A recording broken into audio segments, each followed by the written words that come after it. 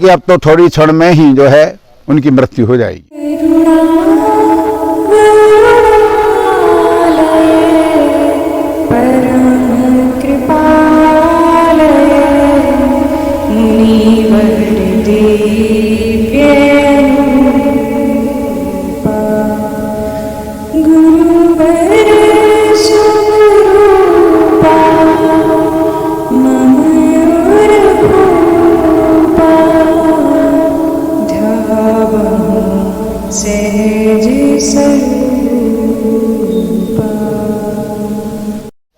महात्मा जी का भ्रमण काल चल रहा था।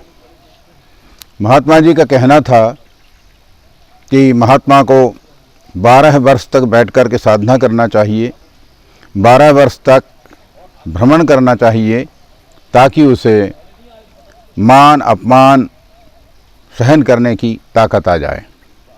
तत्पश्चात 12 वर्ष तक पुनः साधना करना चाहिए एक जगह स्थान पर बैठ कर के। इस तरह से 36 वर्ष में जाकर के पूर्ण जो है सिद्धि को व्यक्ति प्राप्त होता है। महात्मा जी तो स्वतः ही पूर्ण सिद्ध थे, इसके बावजूद भी उन्होंने कई ऐसे काम करके दिखाए और अपने उदाहरण या दृष्टांत उन्होंने पेश किए। महात्मा जी कभी मोगरा आते, कभी डूमर जाते, कभी बगलवाड़ा जाते, कभी अन्य क्षेत्रों में भ्रमण करते।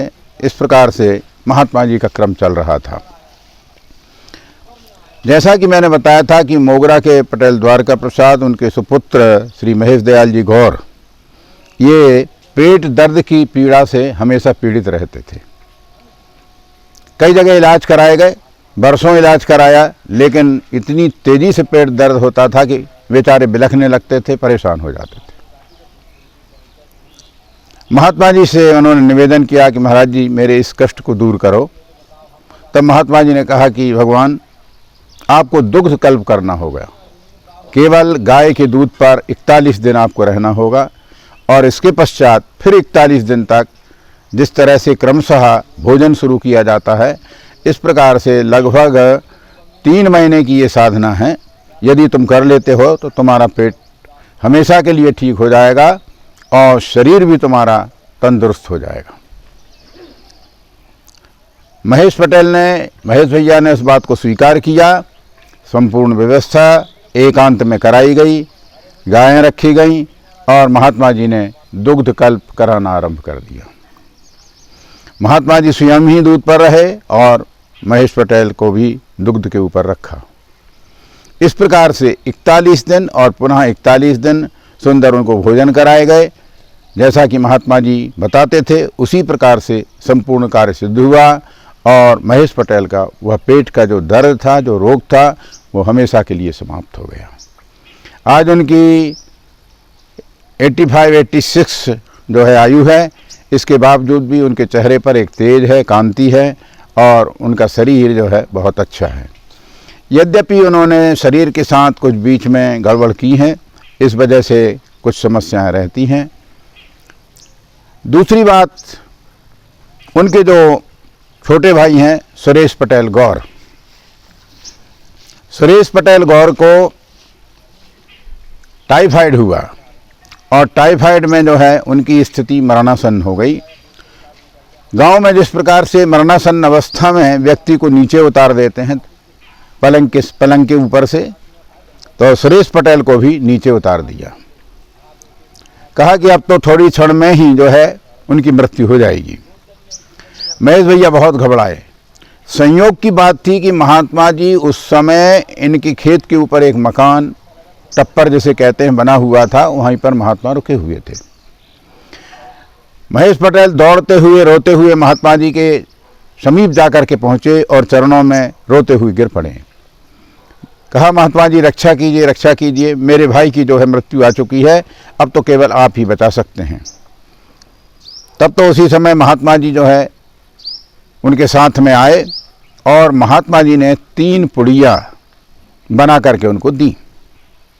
ये भगवान 1-1 घंटे के बाद में ये 3 पुड़िया इनको देते रहना और पूरी रात तुमको जाग करके बैठना है इसके सामने। यदि रात में तुमको नींद आई या तुम जो है सो गए तो इसका भी खेल खत्म हो जाएगा, ये बहुत ध्यान रखना। इतना कह करके महात्मा जी चले गए।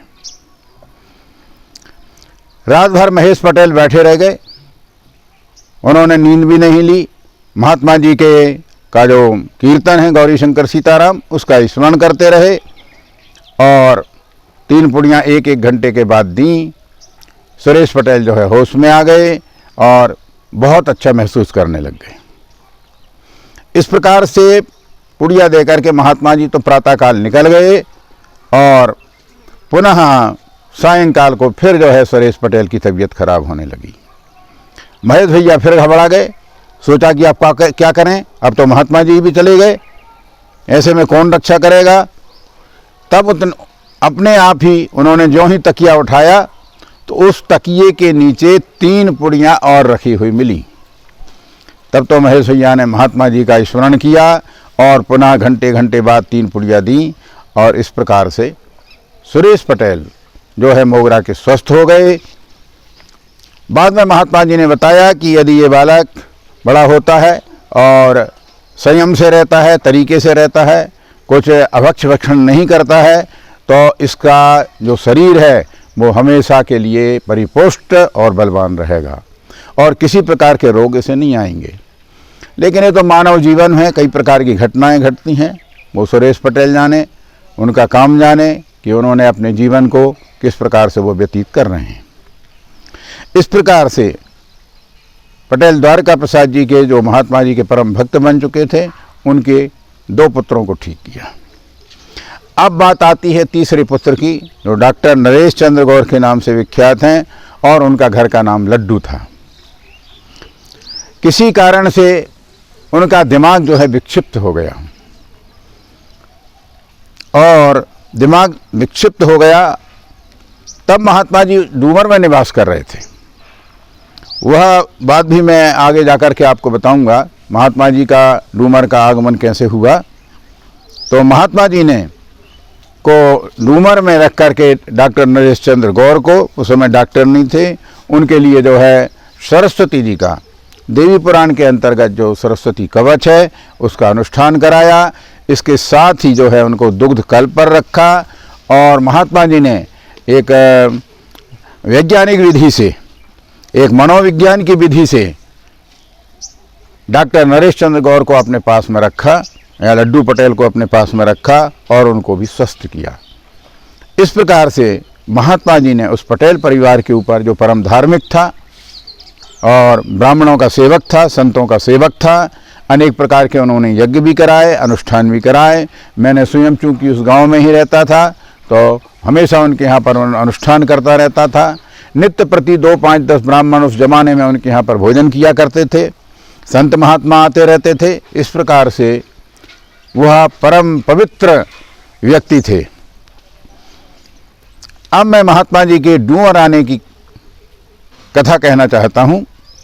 जब महात्मा जी डूमर के अंतिम परिक्रमा में थे, उस समय महात्मा जी जो है डूमर में एक चबूतरा है और वहाँ पर हनुमान जी का स्थान है, वहाँ पर महात्मा जी बैठे हुए थे। गोविंद प्रसाद उपाध्याय, आज के डॉक्टर गोविंद प्रसाद उपाध्याय, उस समय के गोविंद जी महात्मा जी के पास आकर उन्होंने चरणों में नमस्कार किया और बैठ गए। इधर उधर देख रहे थे गोविंद जी और उन्होंने बगल में देखा कि एक स्थान चबूतरे के बगल में ही पड़ा हुआ है, उसमें नींव भरी हुई है लेकिन बरसों से पड़ा हुआ है और उस स्थान का आज तक उद्धार नहीं हुआ है। वहाँ पर जो है कुत्ते वगैरह आकर के लैट्रिन कर रहे हैं और भी लोग आ जाते हैं तो उसको गंदगी कर रहे हैं। इस प्रकार से वह स्थान अपवित्र रहता था। गोविंद जी ने महात्मा जी से निवेदन किया, देखो महात्मा जी कितना सुंदर स्थान है और इस स्थान पर कोई भी आकर के कुछ भी कर जाता है, इस स्थान का आप उद्धार करने की कृपा करें। तो महात्मा जी ने कहा, भगवान तुमने तो हमें बड़ी मुश्किल में डाल दिया है, बड़ी पसोपेश में डाल दिया है, अब हम जो है उस स्थान का उद्धार करेंगे। इस प्रकार से परिक्रमा के दौरान कह करके महात्मा जी वहाँ से चले गए थे। इसी बीच महात्मा जी ने सौजनी में भी एक कुटी छोटी सी बनाई थी, लेकिन महात्मा जी ने वहाँ पर रहना स्वीकार नहीं किया। महात्मा जी ने डूमर ग्राम को अपना स्थान बनाया। क्यों बनाया? क्योंकि डूमर ग्राम ऐसी जगह पर स्थित है जहाँ पर ओम की आकृति बनती है। सबसे बड़ी बात तो उपाध्याय जी की प्रार्थना और महात्मा जी का उस स्थान को चयन करना, इसके दो कारण हो गए। एक तो उपाध्याय जी की प्रार्थना से, और दूसरे जो है वहाँ पर ओम की आकृति बनी है और साथ में ही कुब्जा संगम भी वहाँ पर लगा हुआ है। इस प्रकार से महात्मा जी ने ओम, आप देखेंगे कि जब ऊपर से उसका चित्र लिया जाता है तो बिल्कुल डूमर जो है ओंकार का जो ऊ है और उसका जो मात्रा है वहाँ पर आता है, और उसके ऊपर जो बिंदु है वो महात्मा जी की कुटी आती है। महात्मा जी ने इस प्रकार से उस स्थान का चयन किया। एक तरफ उसमें तैनोनी नदी है, बागू नदी है, दूसरी तरफ जो है दक्षिण की तरफ जो अडेरा है वहाँ पर कुब्जा नदी का संगम है। कुब्जा नदी का वर्णन नर्मदा पुराण में आया हुआ है। ये भगवती सरस्वती ही जो है कुब्जा नदी के रूप में आई हैं, और इस क्षेत्र का गया के समान महत्व है। यदि आप गया नहीं जाते हैं तो और कुब्जा नदी के संगम में जाकर के, नर्मदा जी और कुब्जा नदी का जहाँ संगम हुआ है उसमें जाकर के यदि आप अपने पितरों के लिए कार्य करते हैं, पिंडदान इत्यादि करते हैं, तो वहाँ पर गया के समान ही फल प्राप्त होता है।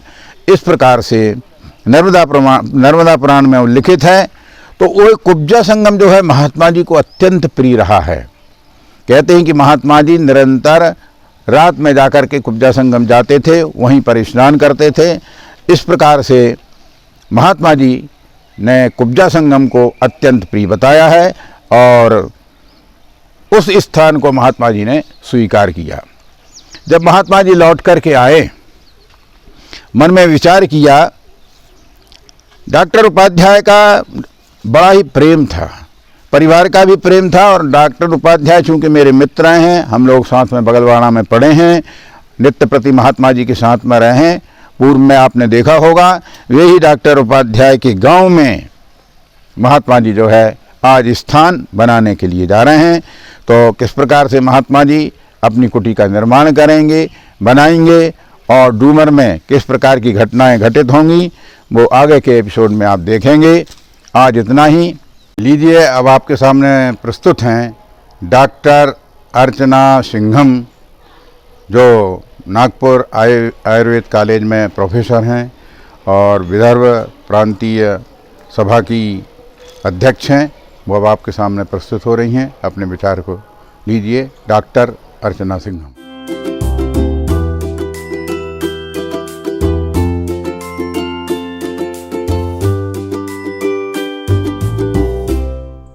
मैं डॉक्टर अर्चना सिंघम।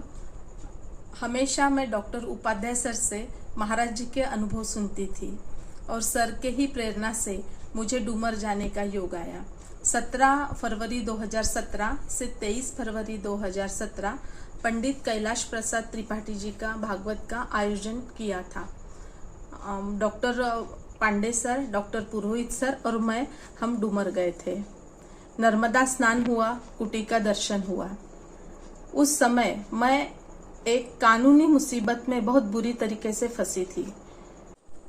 हालांकि मेरी कुछ भी गलती नहीं थी। महाराज जी को मैंने प्रार्थना किया, ये मुसीबत से मुझे जल्द से जल्द निकालना है। वैसे ही कुछ दिनों के बाद वो प्रॉब्लम से मैं निकल गई।